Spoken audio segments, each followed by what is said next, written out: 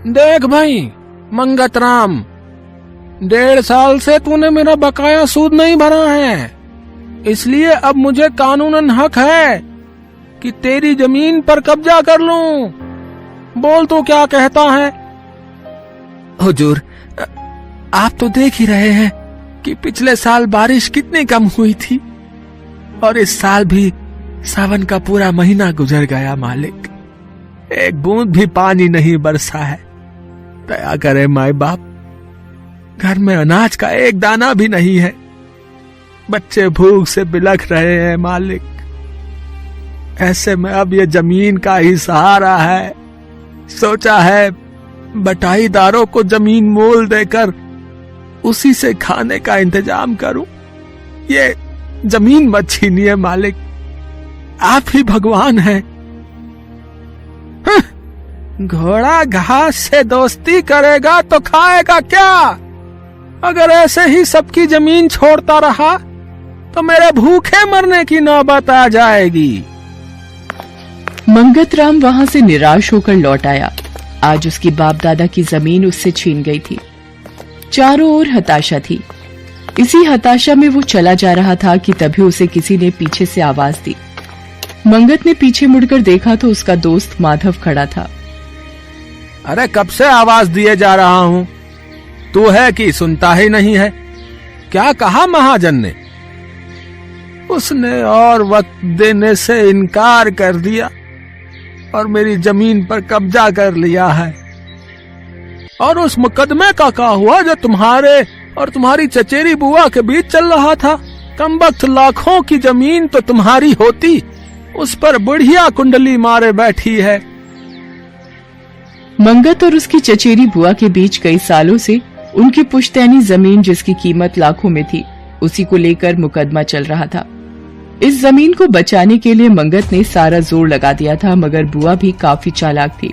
उसने वकीलों को पैसे खिलाकर बेईमानी से ये मुकदमा जीत लिया था और सारी जमीन हथिया ली थी। क्या बताऊं भैया, उधर बुआ ने बेईमानी से मेरी पुश्तैनी जमीन हथिया ली। अभी अगर वो जमीन होती तो क्या मुझे इन छोटे मोटे साहूकारों की जी हजूरी करनी पड़ती। एक समय था जब इस गांव में हमारे खानदान की चलती थी, मगर आज देख लो, जो थोड़ी सी जमीन, जो खेती लायक जमीन मेरे पास बची थी, वो भी साहूकार के कब्जे में चली गई। कहाँ जाऊं, क्या करूं भैया, कुछ समझ में नहीं आ रहा भैया। अरे देखो भैया, ऐसे आस नहीं छोड़ते हैं, ठीक है? ऐसा करो, तुम कलकत्ता चले जाओ, वहां मेरा भतीजा कन्हैया रहता है। कलकत्ता जैसे शहर में काम धंधे की कोई कमी नहीं है, हम उसको तार भेज देंगे, वो वहां तुमको जरूर कोई काम दिलवा देगा भैया। माधव की बात सुनकर मंगत कलकत्ता पहुंचा। जिस दिन वो अपने परिवार और दोस्तों से विदा ले रहा था, उसका मन बहुत उदास था, मगर उसके पास और चारा भी क्या बचा था। कलकत्ते में उसे माधव का भतीजा कन्हैया मिला। राम राम मंगत काका।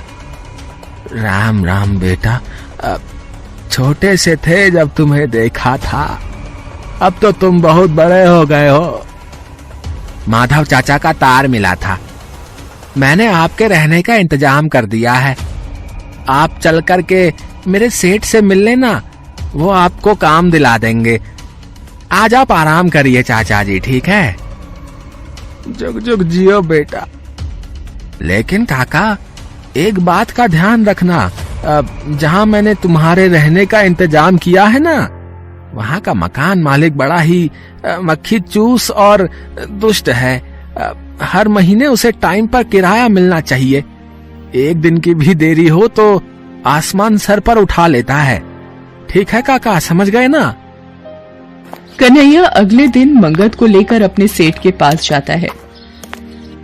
कुछ भी काम कर लोगे तुम? जी मालिक। काम मिल जाएगा, लेकिन याद रहे, पहले दिन की पूरी दिहाड़ी मेरी होगी। ये मेरा कमीशन है, सबको देना होता है। ठीक है मालिक। अरे ओ नंदू, जैसे रिक्शा पकड़ा दे, आज से ये रिक्शा चलाएगा। नंदू मंगत को लेकर जाता है और उसे रिक्शा दिखाता है। वो पुराने जमाने का हाथ से खींचा जाने वाला रिक्शा था। ये तो काफी पुरानी है मालिक, अंग्रेजों के जमाने की है। एक समय था जब इस पर अंग्रेज अफसर घुमा करते थे, तब इसकी अलग ही शान हुआ करती थी। आज बेचारी बड़े दिनों बाद घर से बाहर निकलेगी। अपना भी कुछ यही हाल है। फिर मंगत रिक्शे को छूकर प्रणाम करता है और उसे लेकर कलकत्ता की सड़कों पर निकलता है। कलकत्ता जैसे बड़े शहर में सवारियों की कोई कमी नहीं थी। मंगत की अच्छी आमदनी हो जाती। कभी कभी उसे एक दिन में ही इतने पैसे मिल जाते जितने गांव में वो महीने भर में नहीं कमा पाता था। मकान मालिक को पैसे देकर और खुद का खर्चा निकाल कर वो अच्छे खासे पैसे घर भी भेज देता था। उसे अपने रिक्शे से प्यार हो गया था। 6 महीने के अंदर ही उसने पाई पाई जोड़कर सेठ से उस रिक्शे को खरीद लिया। समय इसी तरह बीतता रहा। इस साल बारिश कुछ ज्यादा ही हो रही थी। बारिश के चलते मंगत शाम को भीगा हुआ घर आता है।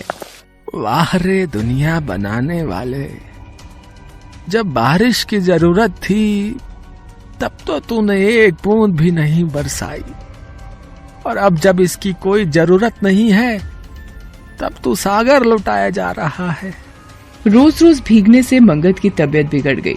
कई दिनों तक वो रिक्शा चलाने बाहर ना जा पाया। एक दिन उसका मकान मालिक आया। निकाल भाई मंगत, आज पहली तारीख है ना, निकाल मेरा किराया। सेठ जी, कुछ दिनों की मोहलत दे दो, इधर कई दिनों से काम पर नहीं जा पाया हूँ। देखो बाबू, वैसे तो मुझे 1 तारीख को ही किराया मिल जाना चाहिए, मगर तू अच्छा आदमी है इसलिए तुझे थोड़ी मोहलत दे देता हूँ, ठीक है? लेकिन मंगत महीने भर तक मकान का किराया ना चुका पाया। गुस्से में आकर मकान मालिक ने पैसे के बदले उसका रिक्शा उठवा लिया। मालिक, आप चाहे मेरी जान ले लीजिए, मगर मेरा रिक्शा मुझे लौटा दीजिए। अगर रिक्शा चाहिए तो शाम तक मेरे किराए के पैसे रख दे और ले जा अपनी रिक्शा को। मंगत का शरीर बुखार से तप रहा था, फिर भी वो हिम्मत करके उठा और कुछ काम की खोज में शहर के बस अड्डे पर आया। लेकिन उसे कमजोर और बुखार से तपता हुआ देख किसी ने उसे काम नहीं दिया। दिन भर वो काम की तलाश में मारा मारा फिरता रहा। सूरज ढलने को आया था। मंगत पस्त होकर प्याऊ के पास बैठ गया। उसकी आंखों के आगे अंधेरा छा रहा था। तभी उसने देखा कि उसके गांव का दोस्त माधव और उसका भतीजा कन्हैया उसे खोजते हुए बस अड्डे आ गए हैं। अरे भैया, कहाँ चले गए थे तुम? सुबह के गांव से आए हुए हैं हम, और सुबह से ही तुमको खोज रहे हैं। क्या बात हुई भैया?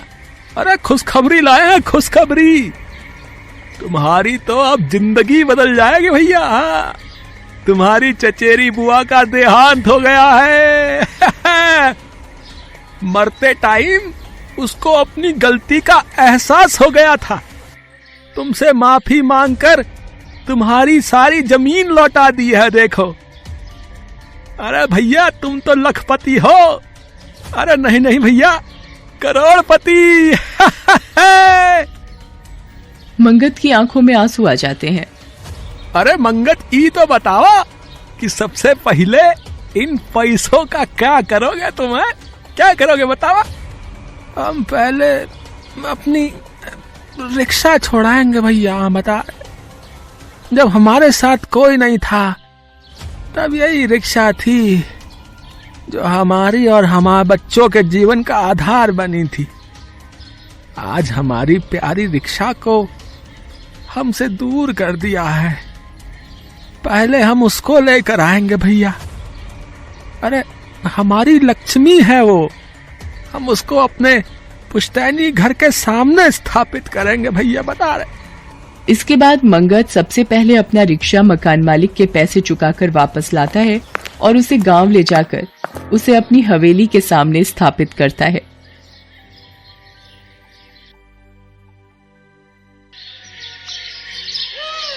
अनिमेश की आज नौकरी चली गई। वो ऑफिस से निकलकर रास्ते पर आया और फुटपाथ पर बैठ गया।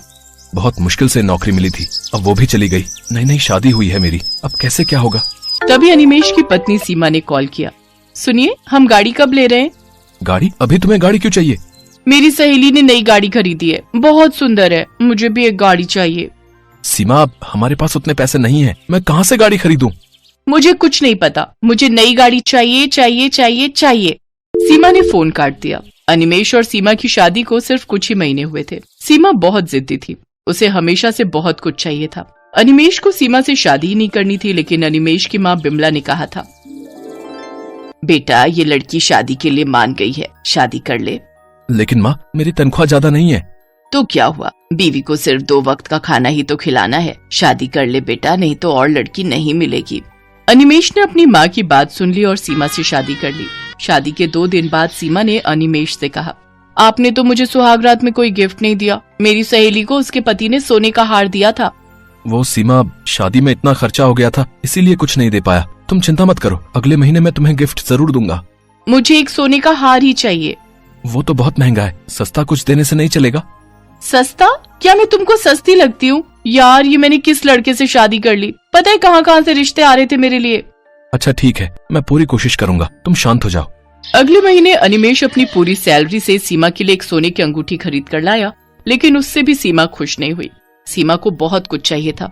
उसकी सहेलियां हर महीने कुछ न कुछ खरीदती रहती थीं और वो देखकर सीमा भी अनिमेश के सामने जिद पकड़कर बैठ जाती थी। सीमा की जरूरतें पूरी करने के लिए अनिमेश ने बैंक से लोन भी ले लिया और आज उसकी नौकरी चली गई और उधर सीमा गाड़ी खरीदने की जिद पकड़कर बैठ गई। अनिमेश घर लौटा तो सीमा के साथ उसका झगड़ा शुरू हो गया।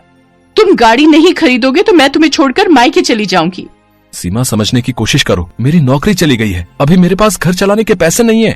तो मैं क्या करूं? मुझसे शादी क्यों की थी? घर चलाने का दम नहीं है, लेकिन शादी जरूर करनी है। वहाँ सीमा की सास बिमला आई और सीमा को समझाने की कोशिश करने लगी। बहू, जिद करना अच्छी बात नहीं है, मेरा बेटा कोशिश तो कर रहा है। आप बीच में मत बोलिए, मैं कुछ नहीं सुनना चाहती। मुझे गाड़ी चाहिए, मुझे भी सहेलियों को दिखाना है कि मेरे पास गाड़ी है। सीमा ने खाना नहीं बनाया। रात को सीमा की सहेली ने उसे वीडियो कॉल किया। सीमा ये देख, हमने भी नई गाड़ी ले ली, तू कब ले रही है? अब मैं भी इसी महीने गाड़ी ले लूंगी। इतनी महंगी गाड़ी लूंगी ना, तू देखती रह जाएगी। हाँ। अनिमेश छुपकर ये देखता रहा और मन ही मन सोचता रहा। मैंने माँ से कहा था कि मुझे शादी नहीं करनी, लेकिन माँ ने जबरदस्ती मेरी शादी करवा दी। अब मुझे ही भुगतना पड़ रहा है, क्या करूँ? अब गाड़ी कहाँ से लाऊं? अगले दिन अनिमेश नई नौकरी ढूंढने के लिए निकल गया। उसने 2-3 कंपनी में इंटरव्यू दिया, लेकिन कहीं भी उसे नौकरी नहीं मिली। देखो, अभी मार्केट में नौकरी की हालत बहुत खराब है और ऊपर से तुम ज्यादा अनुभवी भी नहीं हो, तुम्हें कैसे नौकरी पर रख लूं? लेकिन तुम्हें ये नौकरी चाहिए क्यों? मेरी पिछली नौकरी भी चली गई है, इसीलिए। अच्छा, समझ गया, लेकिन मेरे यहाँ ऑफिस में कोई नौकरी नहीं है। सर, मुझे एक नौकरी दे दीजिए, मैं कुछ भी करने के लिए तैयार हूँ। तुम्हें गाड़ी चलाना आता है? हाँ सर। मुझे एक ड्राइवर चाहिए, मैं तुम्हें ड्राइवर का काम दे सकता हूँ और रात को तुम गाड़ी अपने घर ले जा सकते हो। मैं राजी हूँ सर। ठीक है, तुम्हारी नौकरी पक्की, लेकिन सुबह सुबह गाड़ी लेकर आनी पड़ेगी। मुझे घर से ऑफिस और ऑफिस से घर छोड़ना पड़ेगा। अनिमेश राजी हो गया। उसके दिमाग में एक आइडिया आया। रात को अपने बॉस को घर छोड़ने के बाद गाड़ी लेकर वो अपने घर चला गया। गाड़ी देखकर सीमा खुशी के मारे नाचने लगी। अरे वाह, कितनी बड़ी गाड़ी है, कितनी सुंदर है। हाँ सीमा, तुम कब से गाड़ी खरीदना चाहती थी ना, इसीलिए आज गाड़ी खरीद ही लाया। हमारी पहली गाड़ी। बहुत सुंदर है। बेटा, तुझे नई नौकरी मिल गई है क्या? हाँ माँ, इसीलिए तो गाड़ी खरीद ली। चलिए, आप दोनों गाड़ी में बैठ जाइए। माँ और बीवी को गाड़ी में बिठाकर अनिमेश शहर के रास्तों में घूमने लगा। उसने अपनी माँ और बीवी से झूठ कहा। सीमा अपनी सहेलियों को वीडियो कॉल में गाड़ी दिखाने लगी। ये देख, कितनी बड़ी गाड़ी है, कितनी सुंदर है और बहुत महंगी भी है। सीमा को खुश देखकर अनिमेश भी बहुत खुश हुआ, लेकिन अनिमेश को नहीं पता था कि उसका ये झूठ एक न एक दिन पकड़ा जाएगा। कुछ महीनों तक घर में शांति बरकरार रही। सीमा को उसकी सहेली ने कॉल किया। सीमा, आज हम शॉपिंग करने जा रहे हैं, तू भी चल हमारे साथ। ठीक है, मैं गाड़ी लेकर आती हूँ। सीमा गाड़ी लेकर चली गई। उधर अनिमेश का बॉस ऑफिस जाने के लिए तैयार होकर बैठा रहा। अरे, अभी तक तो अनिमेश को गाड़ी लेकर आ जाना चाहिए था, वो आया क्यों नहीं? बॉस ने अनिमेश को कॉल किया। अनिमेश नींद से उठा और देखा गाड़ी गायब है। माँ, गाड़ी कहाँ गई? वो तो बहू लेकर चली गई है बेटा, तू आज बस से ऑफिस चला जा। अरे यार, अब इन्हें कैसे बताऊं कि ये गाड़ी ही मेरा ऑफिस है? बॉस ने अनिमेश को बहुत डांटा और कहा, तुम्हारी वजह से आज मैं ऑफिस नहीं जा पाया, मैं तुम्हें नौकरी से निकाल रहा हूँ। आज शाम को गाड़ी लेकर आना और रख के जाना। दोपहर को सीमा गाड़ी लेकर लौट आई और तभी बैंक से कुछ लोग आ गए। अनिमेश कौन है यहाँ? मैं हूँ, क्या बात है? बैंक का लोन नहीं चुकाया तुमने। ये तुम्हारी गाड़ी है ना, हम इसे लेके जा रहे हैं। ये बोलकर वो आदमी गाड़ी लेकर चला गया। अब क्या होगा? सब कुछ बर्बाद हो गया। गाड़ी भी चली गई, नौकरी भी चली गई।